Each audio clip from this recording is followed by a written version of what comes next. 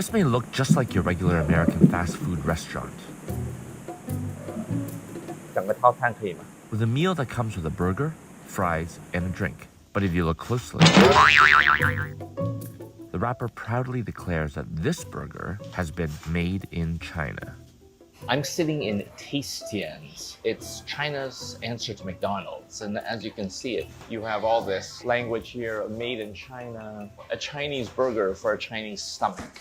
And you can see that they've just got all sorts of Chinese imagery around, a little bit of McDonald's transported to imperial era China.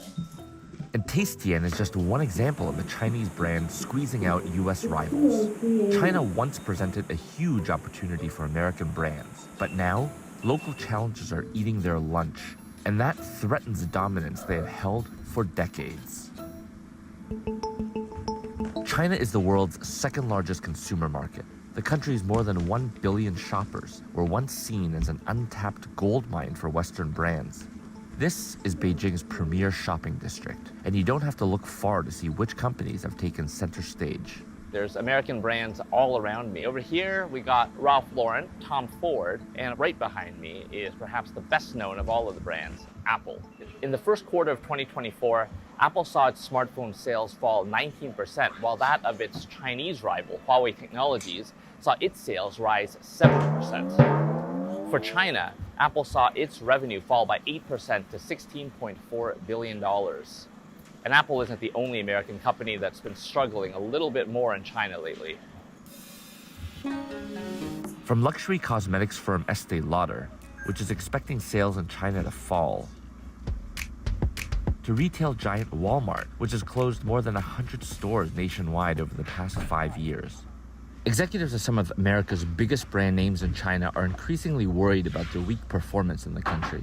Local brands are expanding so rapidly in China. Any CEO who is worried about his performance, his profits, is going to be threatened by them. We have seen stock prices fall, Nike stock prices fall, for example, on the back of kind of weakening performance in China. China once represented almost a fifth of Nike's global sales. Nike has long dominated China's sportswear market, but that's changing. Younger Chinese consumers are increasingly gravitating towards brands that incorporate elements of traditional Chinese culture and style. And it's allowed brands like Anta, right over there, to make inroads in a market that long has been dominated by Nike and other Western brands. Chinese consumers are trying new brands like Anta on for size, and in many cases, they aren't going back.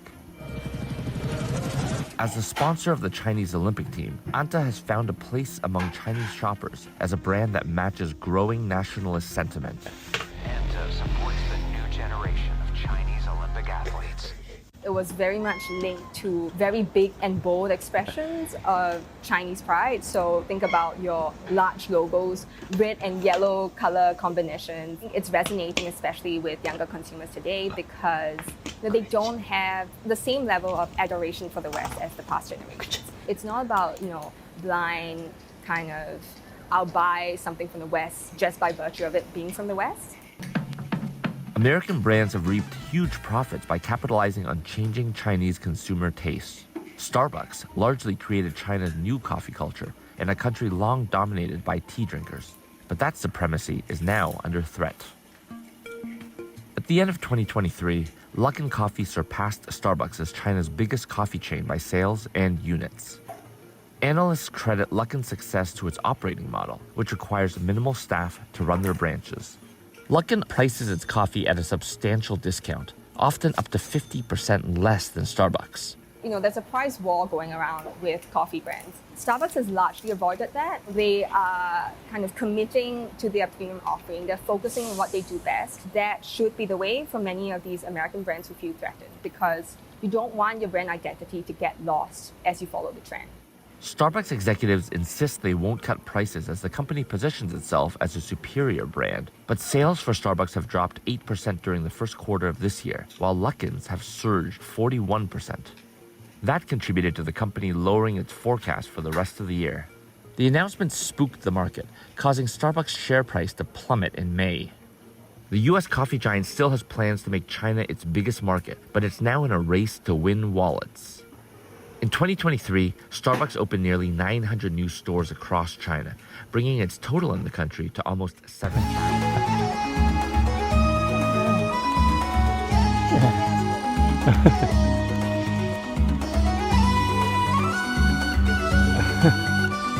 そうだ。歯がなくなったのに。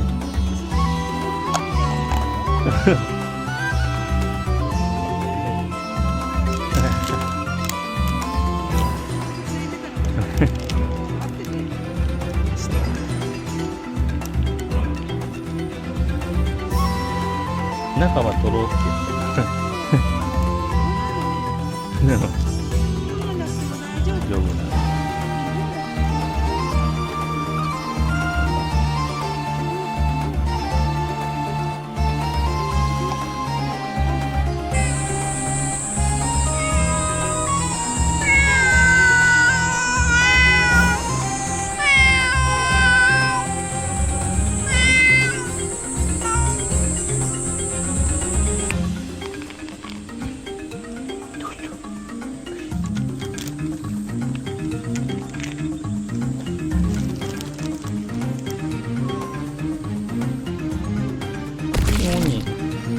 食欲ない。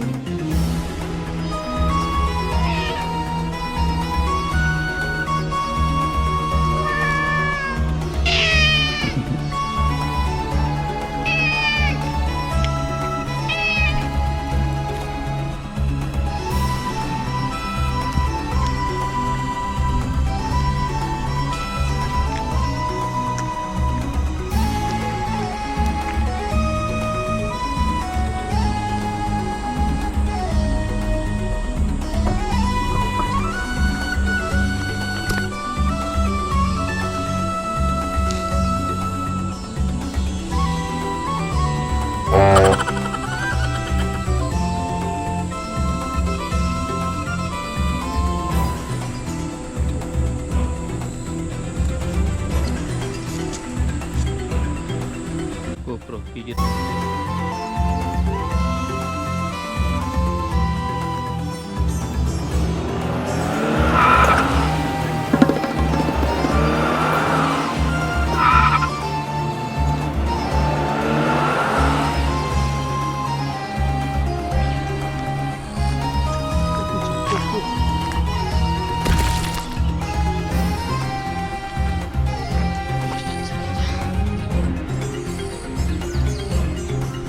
GoPro videos.